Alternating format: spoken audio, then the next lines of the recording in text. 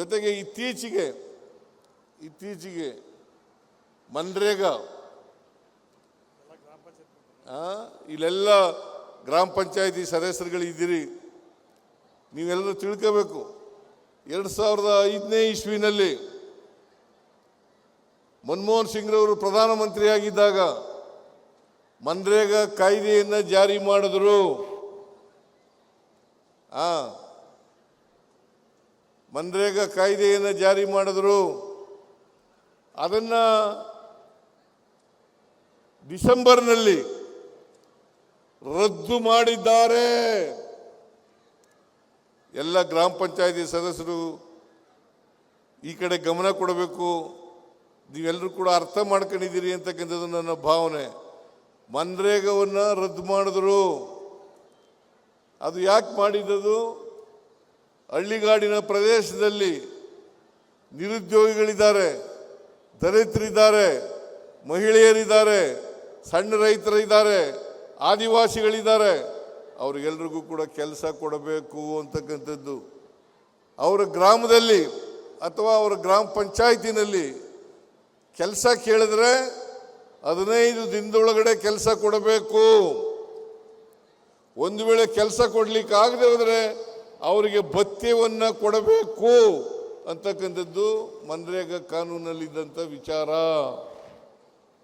ಮನ್ರೇಗಾ ಕಾನೂನಲ್ಲಿ ಇದ್ದಂಥ ವಿಚಾರ. ಆದರೆ ಇತ್ತೀಚೆಗೆ ಒಂದು ಕಾನೂನು ಮಾಡಿದ್ದಾರೆ, ವಿಜಿ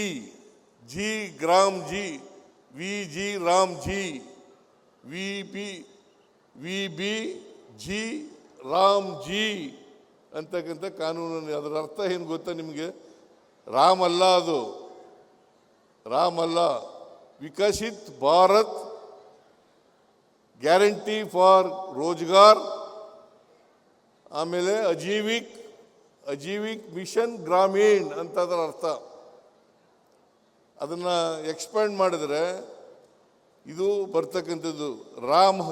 ಯಾವ ರಾಮನೂ ಇಲ್ಲ, ಶ್ರೀರಾಮನೂ ಇಲ್ಲ, ಕೌಶಲ್ಯ ರಾಮನೂ ಇಲ್ಲ, ದಶರಥ ರಾಮನೂ ಇಲ್ಲ, ರಾಮಾಯಣದ ರಾಮನೂ ಇಲ್ಲ. ನಾವು ಈಗ ನನ್ನ ಹೆಸರು ಸಿದ್ದರಾಮ ಅಲ್ವಾ? ರಾಮ ಇಲ್ವ? ರಾಮನೂ ಇದ್ದಾನೆ, ಈಶ್ವರನೂ ಇದ್ದಾನೆ ನನ್ನ ಹೆಸರಿನಲ್ಲಿ. ಸಿದ್ಧ ಈಶ್ವರ, ರಾಮ